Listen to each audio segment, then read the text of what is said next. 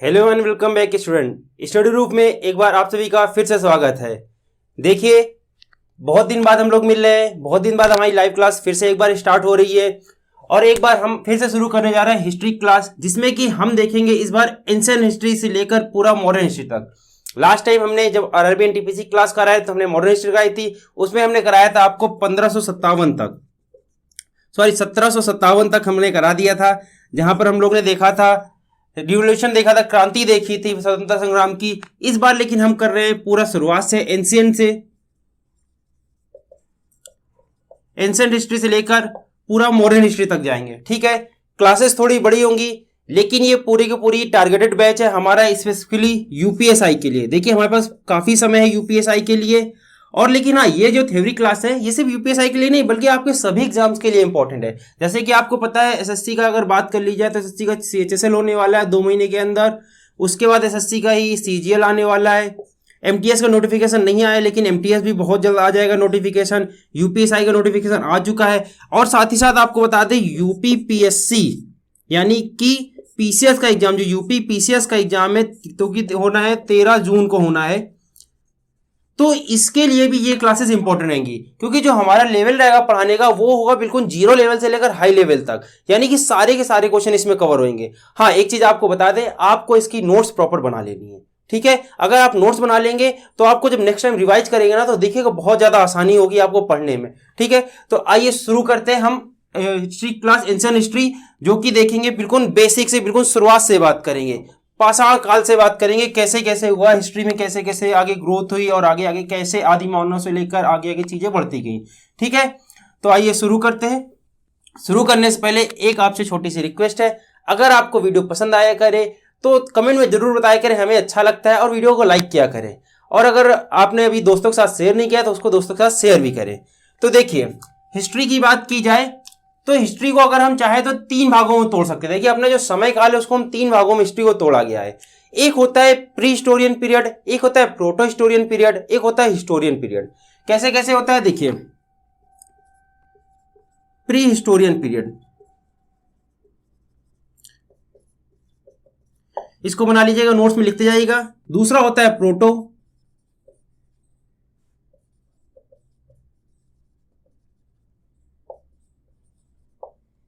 तीसरा होता है हिस्टोरियन पीरियड।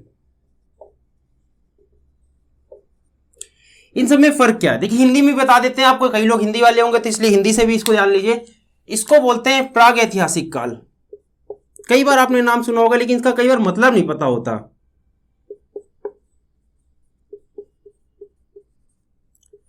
प्राग ऐतिहासिक काल, इसका होता है आद्य ऐतिहासिक काल,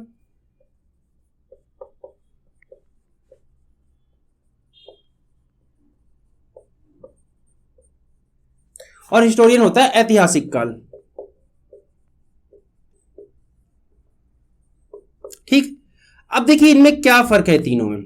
जो हमारा प्री हिस्टोरियन पीरियड यानी जो प्राग ऐतिहासिक काल है, उसका मतलब होता है कि ऐसा समय जिसके बारे में हमें कोई रिटन साक्ष्य नहीं मालूम, रिटन सबूत हमारे पास कुछ भी नहीं है, बस हमने खुदाई की, कुछ चीजें पाए, कुछ अवशेष पाए, कार्बन रेडियो एक्टिव मेथड से जाना कि कितने साल पुराना वो पेड़ है या कितने साल पुरानी चीज हो सकती है, इस तरह हमने जाना, कोई रिटन साक्ष्य नहीं है। उसको हम लाते हैं किसमें, प्राग ऐतिहासिक काल या प्री हिस्टोरियन पीरियड में। तो इसमें हमने क्या बताया, कोई भी रिटन साक्ष्य नहीं है, कोई भी रिटन नहीं है, सिर्फ और सिर्फ हम अपने एक्सपीरियंस से डिफरेंट मेथड से बताते हैं कि ये इतने साल पुराना हो सकता है और वहां के लोग ऐसे ऐसे करते रहेंगे। जैसे कि बात कर लीजिए अगर पाषाण काल की, तो आग की खोज हुई होगी, उस समय हमने रिसर्च से पता लगाया, पहिए का आविष्कार हुआ, धीरे धीरे कृषि होती रही होगी, खेती बाड़ी होती रही होगी, तो ये सब कोई उसमें रिटन नहीं है डॉक्यूमेंट, लेकिन हम लोग ने अपने एक्सपीरियंस से पता लगाया, तो वो आता है किसमें, प्री हिस्टोरियन पीरियड या प्राग ऐतिहासिक काल में। ठीक है, अब आते हैं प्रोटो हिस्टोरियन पीरियड, आद्य ऐतिहासिक काल। ये क्या होता है, इसमें हमारे पास रिटन साक्ष्य तो उपलब्ध है, रिटन डॉक्यूमेंट तो उपलब्ध है, बट वो ऐसे है ना जिनकी भाषा नहीं पढ़ी जा सकती। सपोज आपको कोई ऐसी लैंग्वेज लिख के दे दे जिसके बारे में आप जानते ही ना हो, या इन फ्यूचर रिसर्च करने के बाद भी आप ना जान पाए, तो वो कुछ ऐसा है इसमें। तो जो प्रोटो हिस्टोरियन पीरियड था ना, उसमें कुछ ऐसे ही लैंग्वेज मिली, लिखी हुई चीजें मिली, एक ही जैसी चीजें लिखी रहती थी, लेकिन हम जान नहीं पाए कि वो लिखा क्या है। ये थी कुछ पिक्चर फॉर्म में लैंग्वेज लिखी थी, पिक्टोग्राफिक लैंग्वेज यूज हुआ था वहां पर। और ये हुआ था, आप अपने में पढ़ा होगा अगर कभी हिस्ट्री, तो सिंधु सभ्यता में हुआ था, इंडस सिविलाइजेशन में हुआ था कि हमें कुछ पिक्टोग्राफिक स्क्रिप्ट मिली थी, लेकिन आज तक उसको डिकोड नहीं किया जा पाया। बहुत सारे आर्कियोलॉजिस्ट जो पुरातत्व जो खोज करते हैं लेकिन उसको डिकोड नहीं कर पाए। तो उस काल को हम रखते हैं किसमें, प्रोटो हिस्टोरियन पीरियड यानी आद्य ऐतिहासिक काल में। यहाँ की वहां के लोग लिखना पढ़ना तो जानते थे, आपस में बराबर सब कुछ चल रहा था, बट उसको हम लोग अभी तक डिकोड नहीं कर पाए। तो ये आता है किसमें, आद्य ऐतिहासिक काल में। तो इसमें हम पढ़ेंगे क्या, स्टोन एज पाषाण काल, इसमें हम पढ़ेंगे क्या, इंडस सिविलाइजेशन सिंधु सभ्यता या हड़प्पन सभ्यता। ठीक, उसके बाद आता है ऐतिहासिक काल।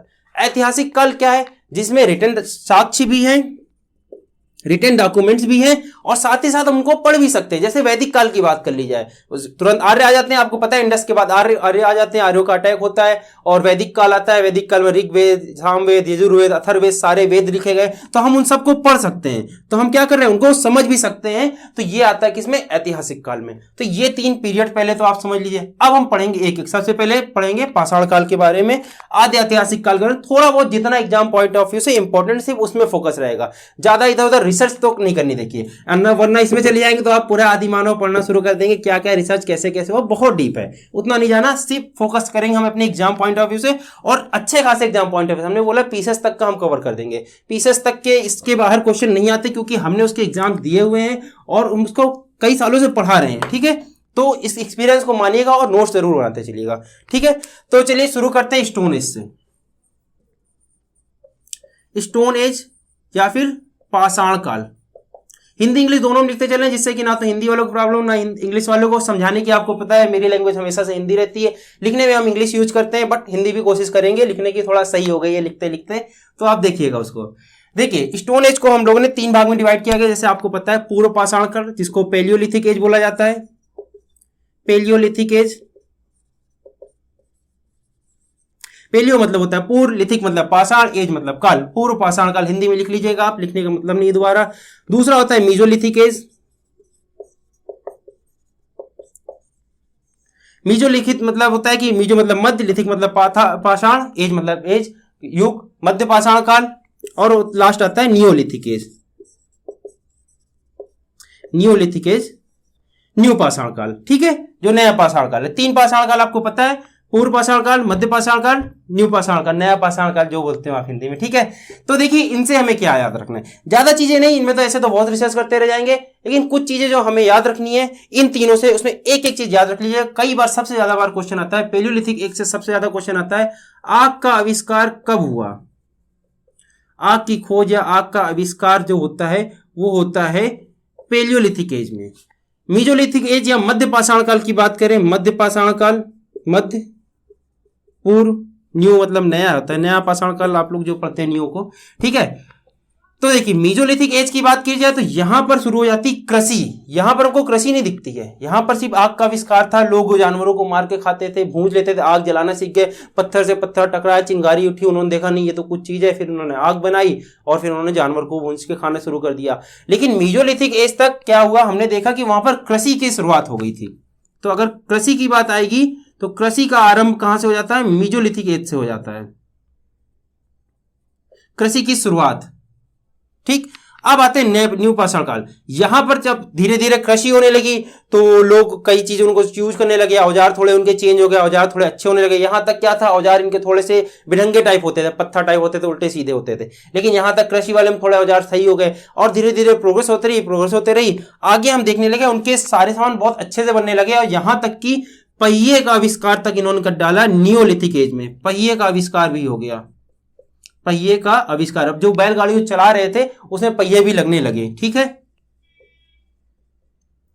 पहिए का आविष्कार भी हो गया किसमें, नियोलिथिक एज में। तो ये 3 चीजें आपको याद रखनी है। आग का आविष्कार होता है पूर्व पाषाण काल यानी पैलियोलिथिक एज, कृषि की शुरुआत हो जाती है वो होती मीजोलिथिक एज यानी मध्य पाषाण काल से, और जो पहिए का आविष्कार होता है वो नियोलिथिक एज से होता है। ठीक है, तो ये 3 इंपॉर्टेंट पॉइंट याद रखिएगा। अब हम मूव करते हैं अगला, जो हमने अभी बताया था किसमें, आद्य ऐतिहासिक काल में। इतना ही याद रखना है, जो हमारा प्रागैतिहासिक काल है ज्यादा यहां से क्वेश्चन नहीं आता, इन्हीं में से घुमा फिरा के आते रहते हैं और आप लोग कंफ्यूज होते रहते हैं, ऑप्शन उसके ऐसे बनाते हैं। अच्छा एक चीज और बता दें, हम थ्योरी और क्वेश्चन दोनों क्लास लेंगे। थ्योरी क्लास सेपरेट होगी, ये हमारी थ्योरी क्लास है, जस्ट आधे घंटे बाद ही अपलोड हो जाया करेगी क्वेश्चन की क्लास, जो कि इसी टॉपिक से रिलेटेड होगी। इस टॉपिक से जितने भी क्वेश्चन होंगे सारे के सारे उसमें कवर कर दिए जाएंगे, जो कि एग्जाम में आए हुए हैं या जो भी उस तरह के बन सकते हैं क्वेश्चन, कोशिश करेंगे सारे के सारे क्वेश्चन कवर कर दिए जाए। ठीक है, तो दोनों देखिएगा, आपका पूरा पूरा टॉपिक एक साथ कंप्लीट हो जाएगा एक ही दिन में। ठीक, तो देखिए अब मूव करते हैं हम आद्य ऐतिहासिक काल, जिसमें हम पढ़ेंगे इंडस सिविलाइजेशन, सिंधु सभ्यता। चलिए अब हेडिंग डाल लीजिए आप, आद्य ऐतिहासिक काल के अंदर सिंधु सभ्यता या इंडस सिविलाइजेशन।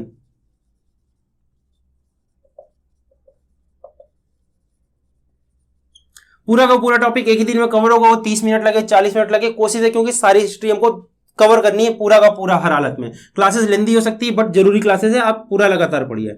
देखिए इसके कई नाम होते हैं, एक तो इंडस सिविलाइजेशन बोला जाता है, एक बोला जाता है सिंधु घाटी सभ्यता, एक तो सीधा सीधा सिंधु सभ्यता भी बोल दिया जाता है, ये सारे नाम लिख लीजिए, कुछ भी लिखा सकता है। दूसरा सिंधु घाटी सभ्यता भी बोला जाता है।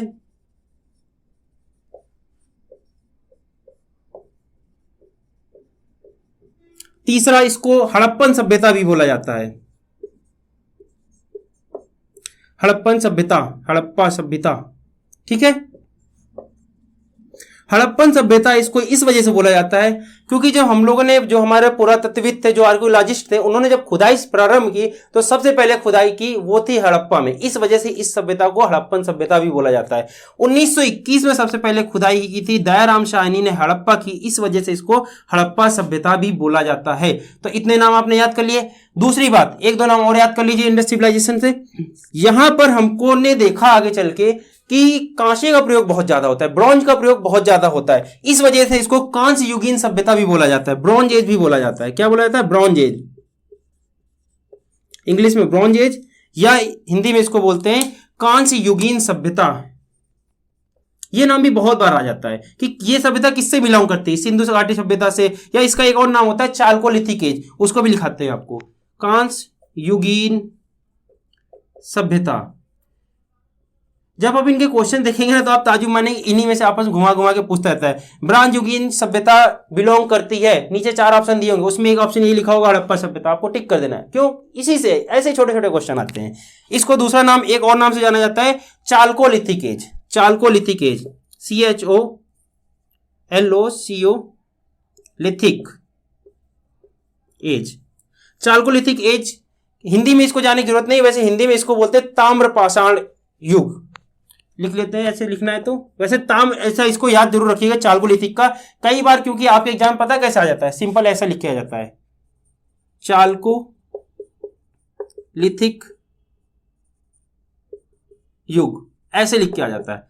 अब अगर आप इसकी प्योर हिंदी पढ़ लिए ना, ताम्रपाषाण, जैसे इसकी हिंदी होती है ताम्रपाषाण, तो आप कंफ्यूज हो जाएंगे कि यार चालकोलिथिक क्या है। तो इसका चालकोलिथिक का हिंदी और इंग्लिश दोनों में याद रखिएगा, ताम्रपाषाण युग भी बोला जाता है। तो ये तो हो गए इतने सारे नाम किसके, इंडस सिविलाइजेशन के। क्या क्या बोला हमने? सिंधु सभ्यता, सिंधु घाटी सभ्यता, हड़प्पन सभ्यता या हड़प्पा सभ्यता, क्योंकि सबसे पहले हड़प्पा जो नगर था उसकी खोज खुदाई की गई थी। उसके बाद ब्रॉन्ज युग भी बोलते हैं, कांस्य युगीन सभ्यता, और चालकोलिथिक एज भी बोला जाता है, यानी कि ताम्रपाषाण युग भी बोला जाता है। इतने नाम, पहले तो इतने नाम याद कर लीजिए।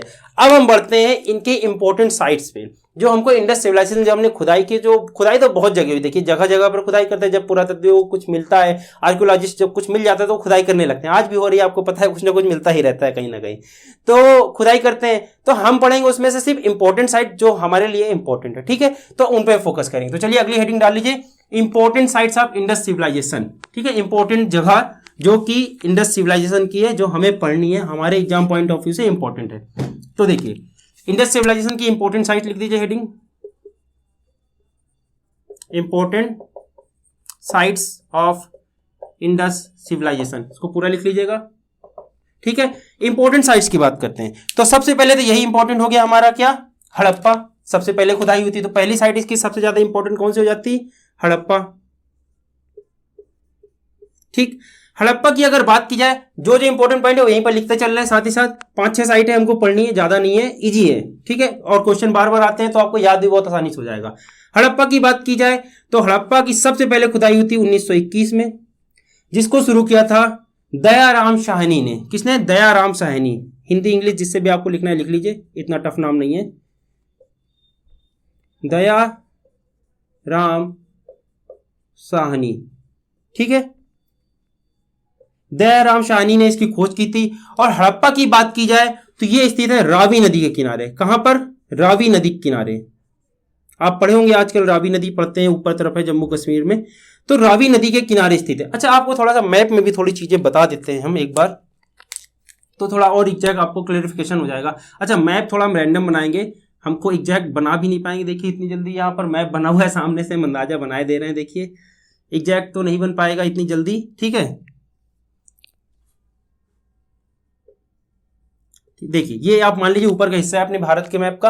अब अगर बात की जाए यहां पर से आपको पता है झेलम नदी आती है, रावी नदी आती है, और आगे चलकर ये इंडस नदी में मिल जाती है। ये हमारी नदी है। थोड़ा सा अगर मैप का अगर आपको नॉलेज नहीं है तो हम आपको बताते चल रहे। देखिए इसको हटा देते हैं, यहाँ पर दयाराम शाहनी आप लिख लीजिए, ठीक है। तो देखिए ऊपर की नदी है झेलम नदी, और नीचे की नदी है रावी नदी। ये कौन सी नदी है? रावी नदी है। रावी नदी के बाएं पर यहां पर स्थित है क्या? हड़प्पा।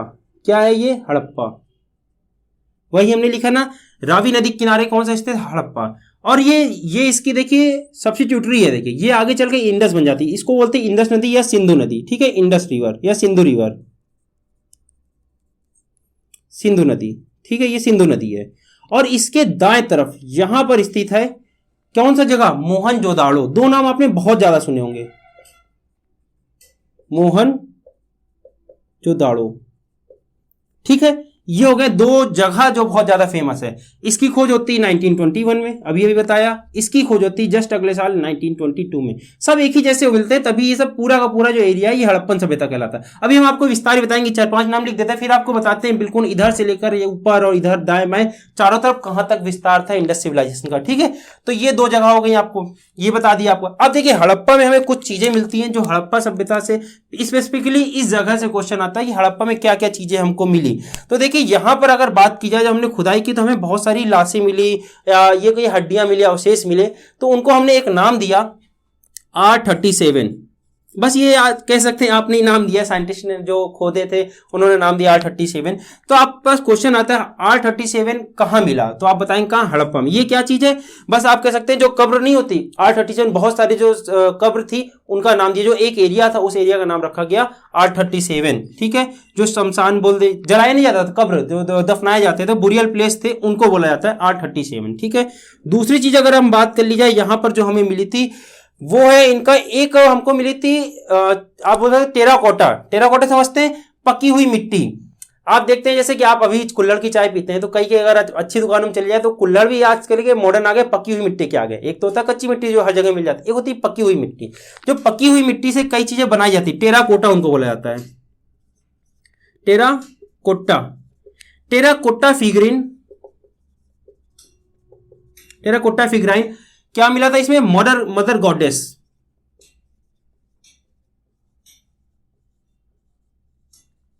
यानी कि एक देवी की मूर्ति मिली थी, पक्की मिट्टी की देवी की मूर्ति मिली थी। तो इससे हमें पता लगता है कि हड़प्पा में देवी देवताओं पर भरोसा था, ठीक है। यहां से हमें साक्ष्य मिलते हैं। तो दो चीजें आप याद कर लीजिएगा हड़प्पा के नाम से, क्या क्या? एक R37 यानी कि वहां पर दफनाने का सिस्टम था, इससे हमें पता चल जाता है क्योंकि बहुत सारी लाशें एक जगह पर मिली थी। मतलब आप समझ सकते हैं ना, जो क्या बोला जाता है कब्रगाह, अगर आज के समय, हाँ, जहां पर सारी लाशें एक जगह दफनाई जाती हैं, तो वो मिला था, उसको R37 रखा। और टेराकोटा मिला फिगराइन मदर गॉडेस, यानी कि हिंदी में अगर लिखना चाहिए आपको तो पक्की मिट्टी की देवी की मूर्ति मिली थी, देवी की मूर्ति। ये होता है टेराकोटा फिगराइन मदर गॉडेस का मतलब, ठीक है। तो ये मिला था, इससे हम गेस कर सकते हैं कि यहां पर देवी देवताओं पर भी भरोसा था, मान्यता थी उनकी, ठीक है। तो ये था हमने हड़प्पा सभ्यता। अब हम पढ़ते हैं हड़प्पा सभ्यता तो पूरी है, हड़प्पा एक पर्टिकुलर जो हड़प्पा नगर है वहां का। अब हम पढ़ने जा रहे हैं मोहनजोदाड़ो। देखिए मोहनजोदाड़ो की बात कर लीजिए, वहां से हमें क्या क्या पढ़ना है। सेकंड डाल लीजिए मोहनजोदाड़ो आप हेडिंग।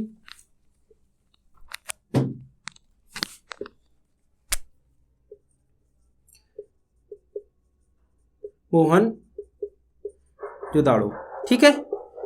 इसकी खोज 1922 में हुई और इसकी खोज की R.D. बनर्जी ने। देखिए नाम याद रखिएगा, दोनों नाम बहुत ज्यादा आते हैं, कंफ्यूज करने के लिए आते हैं, मिलान में आ जाते हैं। R.D. बनर्जी, दयाराम शाहनी दोनों लिख दिया जाएगा और मिलाई, और नीचे और भी नाम लिखे होंगे, मिलाइए किसने किसकी खोज की, ठीक है। 1922 अगले साल हो गई और किसने की? R.D. बनर्जी ने। RD बनर्जी, ये नाम याद कर लीजिएगा मोहनजोदाड़ो से। 3 चीजें हो गई। चौथी चीज किस नदी के किनारे, यहीं पर हमने बता दिया सिंधु नदी के किनारे, बहुत ही ज्यादा इंपॉर्टेंट क्वेश्चन। सिंधु नदी के दाएं पर स्थित है, इधर ये देखिए रावी नदी के बाएं पर स्थित है हड़प्पा, ठीक है, सिंधु नदी के किनारे स्थित है। यहां से अगर बात की जाए कुछ चीजें अगर हमें याद करनी तो हम क्या याद करेंगे, यहां से हम याद करेंगे, देखिए यहां पर भी हमें एक मिला था, योगी की एक प्रतिमा मिली थी। योगी की प्रतिमा मतलब वो यहां से कुछ सील भी पाई गई, मोहरे पाई गई, उसके बारे में भी हम जिक्र करेंगे आगे भी। तो एक सील पाई गई जिसमें योगी फिगर बना था। योगी फिगर आप कैसे, मतलब एक आप समझ सकते हैं एक आदमी था जो मतलब ऐसे ही पूजा कर रहा था, ये हमने एक बना दिया, ये सारे ये पैर है, और उसकी तरफ उसके चारों तरफ 6 जानवर थे। कितने? 6 एनिमल, 1 2 3 4 5 6 जानवर थे। ये जरूर याद रखिए। योगी फिगर मिला एक हमें, एक ऐसी सील मिली जिसमें एक योगी फिगर था और उसके चारों तरफ 6 जानवर, 6 एनिमल जरूर याद रखिएगा। क्वेश्चन में आ जाता है कितने एनिमल मिले थे, एक योगी फिगर के चारों तरफ 6 एनिमल मिले थे। तो इससे हम पता लगाते हैं कि यहां पर भी पूजा पाठ का मान्यता थी, यहां पर भी देवी देवता योगी पर हमारी मान्यता थी, ठीक है। और उसमें भी थी, हड़प्पा में उन्हें तभी तो बताया सब, ये सब एक ही में आता है, इंडस सिविलाइजेशन के अंदर आता है, क्योंकि जो यहाँ की क्वालिटी है यहाँ क्वालिटी लगभग सेम है, सब कुछ सेम है, ठीक है। तो योगी फिगर मिला है, कौन मिला? योगी फिगर, योगी की मूर्ति मिली आप कह सकते हैं, ठीक है। दूसरी बात करें, यहां पर एक डांसिंग डॉल मिलती है। इससे पता लगता है कि वहां के लोग जो थे शहरी थे, और डांसिंग डॉल की मूर्ति मिलती है, कांसे की मूर्ति मिलती है। स्पेसिफिकली बात की जाए तो हमने बोला ब्रॉन्ज युग बोला जाता है, ब्रॉन्ज युग, तो ब्रॉन्ज की डांसिंग डॉल मिलती है। इससे हमें पता लगता है कि वो लोग हर चीज के शौकीन थे, नाच गाना भी होता था। और ब्रॉन्ज की मिली तो इसका मतलब कि तांबे की खोज इस समय हो चुकी थी। एक क्वेश्चन जो सबसे ज्यादा इंपॉर्टेंट आ जाता है तांबे का नाम आते ही, कि अभी तक आयरन का कोई भी साक्ष्य नहीं मिला, लोहे का कोई भी साक्ष्य नहीं मिला, लोहे की खोज अभी तक नहीं हुई थी। तो ये बहुत ज्यादा इंपॉर्टेंट है। ऑप्शन आपके सामने दिए होंगे। हड़प्पन सभ्यता में कौन सी चीज नहीं मिली थी? लोहा, तांबा, सोना, चांदी। तो आप कौन सा लगाएंगे? लोहा। सोना चांदी मिल गया था, अभी हम पढ़ाएंगे, सोना चांदी खोज हो गई थी, लेकिन उस समय तक लोहे की खोज नहीं हुई थी। तो ये बहुत ज्यादा इंपॉर्टेंट फैक्ट है, ठीक है, तो ये भी याद रखिएगा। और देख लेते हैं हमको मोहनजोदाड़ो से क्या मिलता है। एक सबसे ज्यादा इंपॉर्टेंट चीज मिलती है मोहनजोदाड़ो में, एक बहुत बड़ा ग्रेट बाथ मिलता है। इसको हटा देते हैं, देखिए साइड से, ये आप समझ गए होंगे। एक बहुत बड़ा महास्नानागार मिलता है, ग्रेट बाथ जिसको बोलते हैं, महा स्नानागार। जब रिसर्च किएगी तो पता लगा कि जो स्नानागार था, जब हम कोई पवित्र काम करते थे, कोई रिचुअल काम वहां के लोग करते थे, तो उसमें जाके नहाते थे। एक बहुत बड़ा महास्नानागार मिला, ग्रेट बाथ इसको बोला जाता है, ग्रेट बाथ। जैसे आप लोग नहीं जाते हैं गंगा नदी नहाने जाते हैं, तो सेम वैसा ही मान लीजिए उनका एक महास्नानागार था जो आर्टिफिशियली बनाया गया था, और जब कोई रिचुअल्स होता था या कुछ उनको पवित्र काम करने होते थे उसमें नहाने जाते थे। तो इस तरह से आप समझ सकते हैं। तो इतनी चीजें आपको याद रखनी है मोहनजोदाड़ो से। क्या क्या 1922 में किसने खोज की? खुदाई की आप कह सकते हैं, या खोज की, खुदाई होती भाई, आर्कियोलॉजिस्ट है, अलग अलग जगह खुदाई करते, जो सीनियर होगा उसके नाम पर बन जाएगा, ठीक है। RD बनर्जी हो गया, सिंधु नदी के किनारे स्थित है। दूसरा, यहां पर एक ब्रॉन्ज की डांसिंग डॉल मिली, इससे हमें पता चलता है कि वहां पर ब्रॉन्ज की खोज हो चुकी थी। तीसरा बात करें, योगी फिगर मिला जिसके चारों तरफ 6 एनिमल बने थे, यानी कि कुछ भरोसा था, कुछ आप कह सकते हैं भगवान पर भरोसा था, और जो जानवर था, आप कह सकते हैं कई चीजें अंधविश्वास भी होते, जो सुपरस्टिशियस बिलीव था ये भी था हमारे पास, अंधविश्वास बिलीव की, क्योंकि कुछ कर रहे होंगे यहाँ पर, अभी तो आगे बताते हैं आपको। फिर आते हैं, बात करते हैं महास्नानागार मिला, यानी कि रिचुअल्स में भी भरोसा था। तो ये सब चीज हमें मिली मोहनजोदाड़ो से। अब देखिए अगला हम पढ़ने जा रहे हैं क्या? कालीबंगा। ये दोनों की बात कर ली जाए, देखिए ये जो एरिया अभी हमने बनाया, हमने देखा आपने फिगर में, हमने इंडिया के मैप से बाहर बनाया था।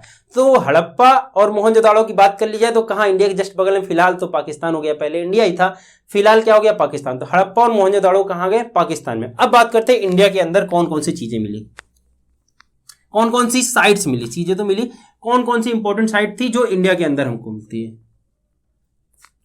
एक बार और मैप बना देते हैं, उसके बाद थोड़ा सा आगे प्रोसीड करते हैं। देख लीजिए थोड़ा सा एक बार और फिर से मैप।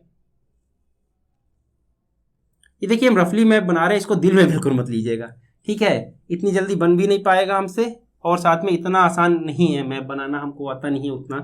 ये हमने रफली एक बना दिया, देखिए मैप। ये हमने इसलिए बनाया था कि ऊपर का हिस्सा है सारा का सारा, यहीं पर इंडस सिविलाइजेशन था हमारा, यहाँ पर इंडस सिविलाइजेशन का इस तरह विस्तार था। आपको एक बार विस्तार बता दें इंडस सिविलाइजेशन का, जिससे कि आपको ना एक आइडिया मिलता रहे कि हमारा इंडस सिविलाइजेशन कहाँ से कहाँ तक था।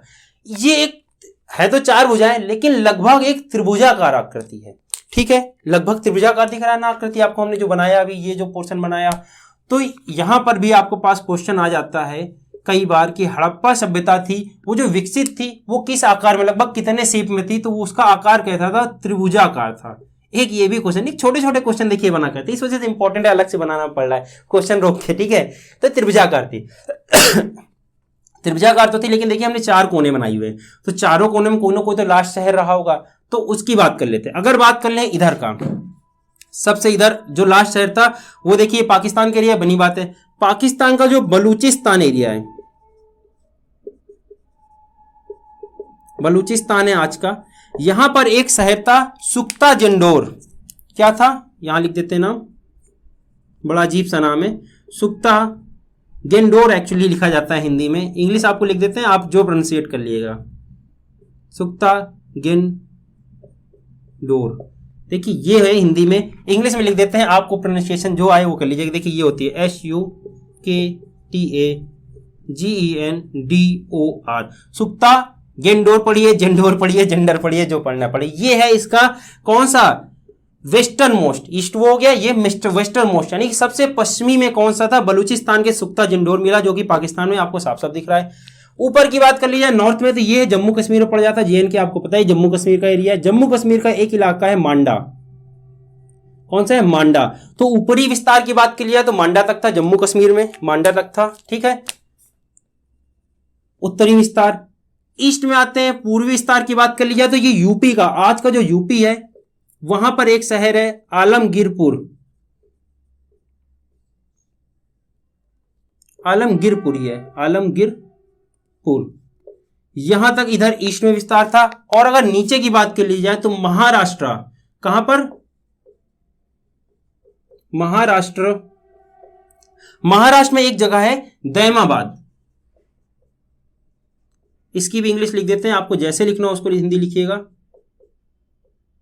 दैमाबाद इंग्लिश में लिख देते हैं। महाराष्ट्र में सबसे इधर अगर बात की जाए नॉर्थ, इधर नॉर्थ हो गया, इधर साउथ में दैमाबाद, महाराष्ट्र तक इसका विस्तार था, DAIMABAD, दैमाबाद, ठीक है।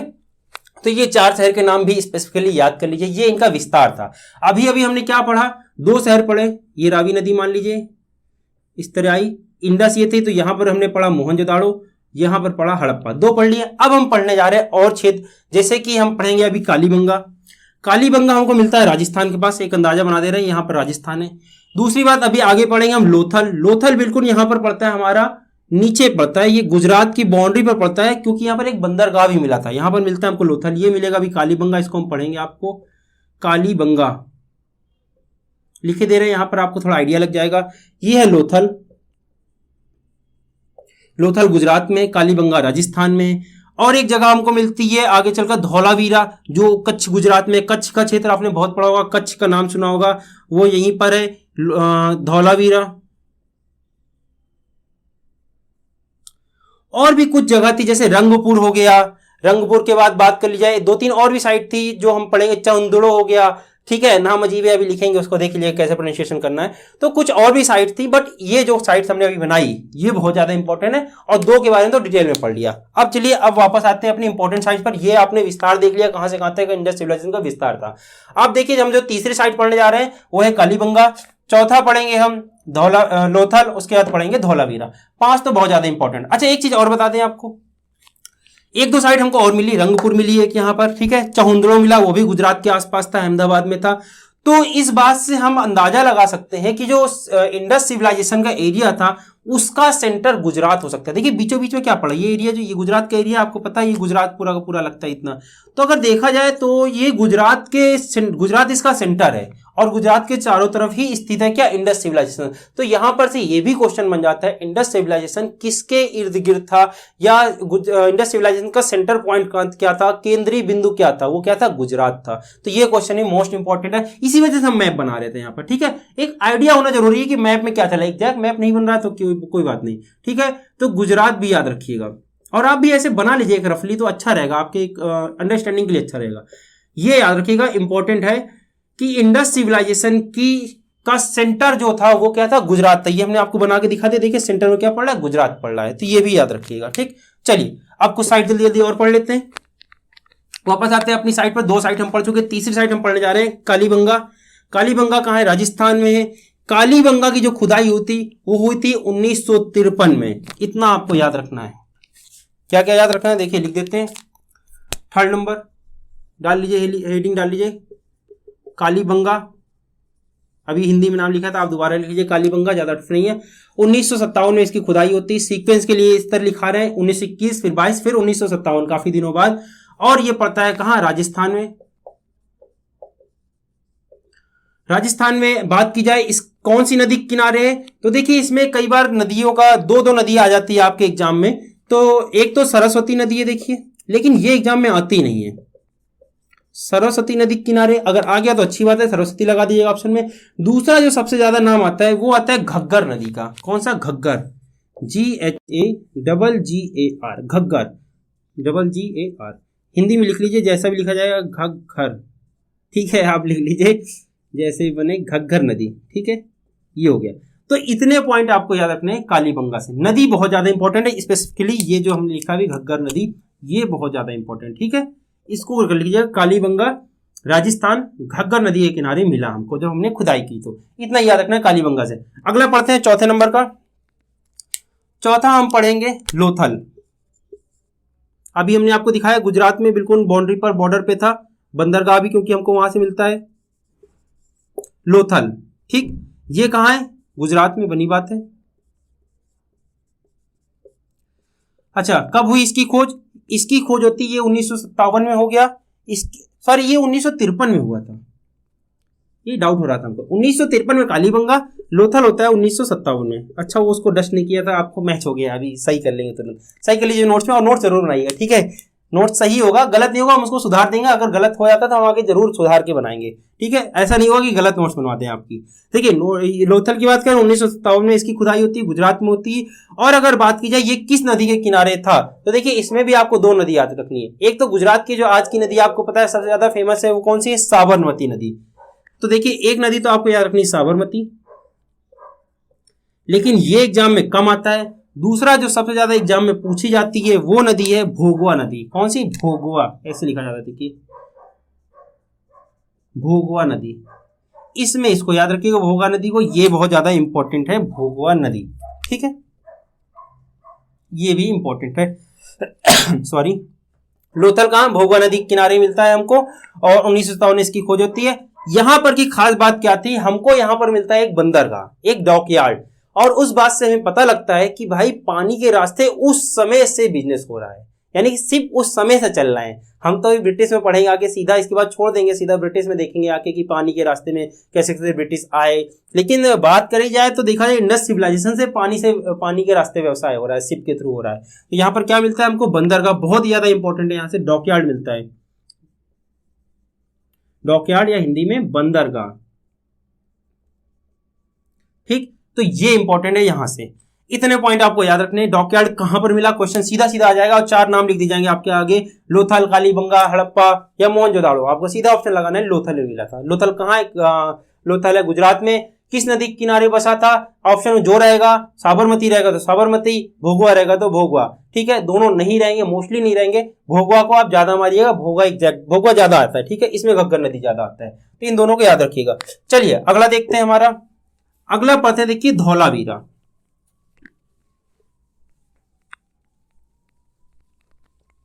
जो हमारी 5वीं साइट है वो है धौलावीरा। धौलावीरा भी हमें मिलती है कहां? गुजरात में। और ये सबसे लेटेस्ट साइट है जो खोजी गई। धौलावीरा इसीलिए हम पढ़ रहे हैं, सबसे लेटेस्ट साइट जो अभी अभी हुई है 1992, 91-92 दोनों बोल दिया जाता है। 1991 से 92 में खुदाई हुई है अभी अभी, यानी कई लोग की तो डेट ऑफ बर्थ भी होगी 1991-92। यहाँ पर मिलता है क्या? यहाँ पर खुदाई होती है कौन सी जगह? धौलावीरा की। ये लेटेस्ट साइट है, अभी अभी खोजी गई है धौलावीरा। ये भी हमको कहाँ मिलती है? कच्छ, गुजरात। कच्छ का नाम आप लोगों ने सुना होगा, कच्छ, गुजरात। अभी अभी खुदाई हुई 1992 में। और देखा गया जो यहाँ के जो चीजें हैं, अवशेष हमें जो मिल रहे हैं, वो रिलेट करते हैं किस चीज से? इंडस सिविलाइजेशन से। तो हमें लगा कि ये साइट भी उसी समय की रही होगी, उसी समय यहाँ पर लोग रह रहे होंगे। अब देखिए कुछ 2-3 नाम हम और पढ़ लेते हैं जो आगे काम आएंगे। एक है चहुंदड़ो, नाम बस याद रखिएगा, चहुंदड़ो, ये इस तरह बस लिखा जाता है। एक साइट ये हो गई, ये 5वीं साइट थी। ये हो गई 6वीं साइट। इन दोनों का थोड़ा सा जिक्र होगा, इस वजह से लिखे दे रहे हैं यहीं पर, आगे आप नाम सुनेंगे तो आप घबराएंगे नहीं। एक है रंगपुर, रंगपुर का भी जिक्र आगे होगा। और एक है बनावली, वो भी राजस्थान में आपको मिला था, बनावली। ये 8 साइट हो गई, आपको नाम याद रखने, बनावली। आगे बताएंगे इन तीनों की क्या क्या जिक्र है, 1-2 पॉइंट इन तीनों से हमको याद करने, इस वजह से हमने इन तीनों की साइट्स के नाम अभी लिख दिए, जिससे कि आप आगे चलकर कंफ्यूज हो भाई ये कहां से आ गया, इतने पढ़ लिए थे क्या अभी, और कसर बाकी थे जो नए नए निकल के आ रहे हैं, वो भी अजीब अजीब नाम। ठीक है, तो 5 साइटों के बारे में हमने बता दिया, 6, 7, 8, 3 साइट और बता दी हमने। चौंदड़ो भी याद कर लीजिएगा, रंगपुर भी याद कर लीजिए, बनावली भी नाम जिक्र में रखिए, आगे चल के बताते हैं इनमें क्या खास बात थी। ठीक है, तो ये था, हमने अभी देख लिया इंपॉर्टेंट साइट सारी। अब हम पढ़ेंगे इंडस सिविलाइजेशन के इंपॉर्टेंट फीचर्स। अभी तो हमने इंपॉर्टेंट साइट्स पढ़ ली, कौन कौन सी जगह हमारे लिए इंपॉर्टेंट थी, क्या क्या थोड़ी थोड़ी चीजें थी। अब हम पूरे के पूरे ओवरऑल फीचर्स पढ़ने जा रहे हैं इंडस सिविलाइजेशन के, क्या खास बात थी, कैसे हमको पता चलता है कि भाई ये भी इंडस सिविलाइजेशन से रिलेट कर रहा है, ये भी इंडस सिविलाइजेशन से रिलेट कर रहा है, ये भी कर रहा है, ये भी किया, और भी जो हमने नाम बताया, ये सबको हम कैसे बोल सकते हैं कि ये इंडस सिविलाइजेशन के ही क्षेत्र है, उसी से बिलोंग करते हैं। उनके कुछ फीचर्स सेम रहे होंगे ना, कुछ उनकी जो क्वालिटी रही होंगी वो सेम रही होंगी, तो उनके बारे में हम पढ़ेंगे। ठीक है, तो देखिए दोस्तों, ये था हमारा पार्ट 1 इंडस सिविलाइजेशन का। देखिए हमने यहाँ पर लेक्चर आपको देख रहे होंगे ड्रेस से, हमने पूरा का पूरा लेक्चर कंप्लीट कर दिया है, करीब 1 घंटे 10 मिनट से भी ज्यादा का लेक्चर बन रहा है, तो हमने सोचा इसको 2 पार्ट में कर देते हैं। ये पार्ट 1 जिसमें हमने देख लिया इंडस सिविलाइजेशन के फीचर्स नहीं देखे, कल से हम शुरू करेंगे इंडस सिविलाइजेशन के फीचर्स। यहाँ तक आज का हमने पार्ट देख लिया, शुरुआत का देखा, पाषाण काल, उसके बाद देखा इंपॉर्टेंट शहर, देखा उनके इंपॉर्टेंट फीचर्स देख लिए, क्या क्या जगह थी, क्या क्या पॉइंट थे इंपॉर्टेंट। कल की क्लास में हम देखेंगे important features of Indus civilisation. ठीक है, तो आपको जाने से पहले एक बार रिमाइंड करा दें, हमारी चैनल पर सुबह सुबह करंट अफेयर की क्लास आते हैं, जो कि सुबह 7 AM पर आपको मिल जाते हैं, तो उनको जरूर देखा करें। देखिए सुबह सुबह आप चाय पीते पीते चाय देख लिया करें, लेकिन करंट अफेयर जरूर देखा करें, डेली अपडेट रहा करें करंट अफेयर, जिससे कि आपको ना करंट अफेयर बहुत ज्यादा इजी लगने लगेगा। मात्र 10 से 15 मिनट का लेक्चर होता है, वो आप ऐसे सुन लिया करें, तो आपको ये हमेशा तैयार रहेगा।